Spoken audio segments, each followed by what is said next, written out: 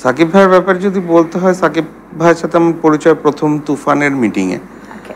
So তখন থেকেই আমি, যেহেতু আমরা cinematographer, we observe a lot of things, তা আমি প্রথম থেকেই দেখতাম উনি খুবই কোয়াইট মানুষ, আচ্ছা আচ্ছা। উনি কথা খুবই কম বলেন।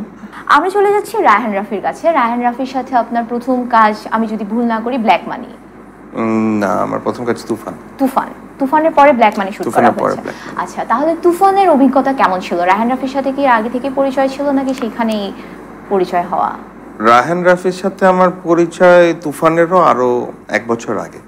1 বছর আগে যেহেতু আমরা বিজ্ঞাপন জগতে কাজ করতাম, তা রায়হান রাফি অলওয়েজই আমাদেরকে ইন্সপায়ার করতেন যে আপনাদের সিনেমা করা উচিত, আপনাদের সিনেমাতে আপনাদের এই ক্যামেরার কারসাজি আমি আমার সিনেমাতে দেখতে চাই। তা সেই সময় থেকেই আসলে অনেক দিন কথা হওয়ার পরে যখন তুফান আসলো, তো তখন রায়হান রাফি বললো যে আপনাকে এটা করতে হবে, আপনি প্রস্তুতি নেওয়া শুরু করেন। সো এই তুফান থেকে আসলে শুরু। রাফি পরিচালক হিসেবে কেমন? আমি তো বলবো রাফি পরিচালক হিসেবে অসাধারণ। অসাধারণ ইন আ সেন্স যে একটা শব্দ আছে না, স্বপ্নবাজ। সো ওই শব্দটা আসলে আমি রাফির কাছ থেকে এটার পর্যাপ্ত পরিমাণ ব্যবহার আমি ওই শব্দটার পাই। কারণ হি অলওয়েজ ড্রিমস বিগ। ও ছোট করে কোনো কিছু ভাবতে পারে না, এবং বাংলাদেশের প্রেক্ষাপটে এরকম জিনিস ভাবাটা যে কতটা চ্যালেঞ্জিং, এটা ওর ছবি শুট করতে গিয়ে বোঝা যায়। তিনি একজন সিনেমাটোগ্রাফারের উপর কতটা ঠিক ভরসা করেন? কতটা ভরসা করেন এটা আসলে রাফি ঠিক মতো বলতে পারবে, বাট আমি আরেকটা জিনিস বলতে চাই যে ও যেটা করে ওটা আমাদেরকে কাজ করার পূর্ণ স্বাধীনতাটাও দেয়।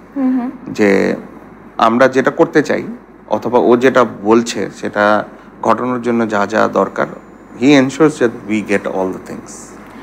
তুফান এবং তাণ্ডব দুটোই বিগ বাজেটের মুভি আমরা জানি, তো সেই জায়গায় আপনার চাপটা ঠিক কেমন ছিল? কি পরিমাণে প্রেশারের মধ্য দিয়ে যাওয়ার পরে আপনি ভিজুয়াল কোয়ালিটিটা ধরে রেখেছেন সেটা জানতে চাই।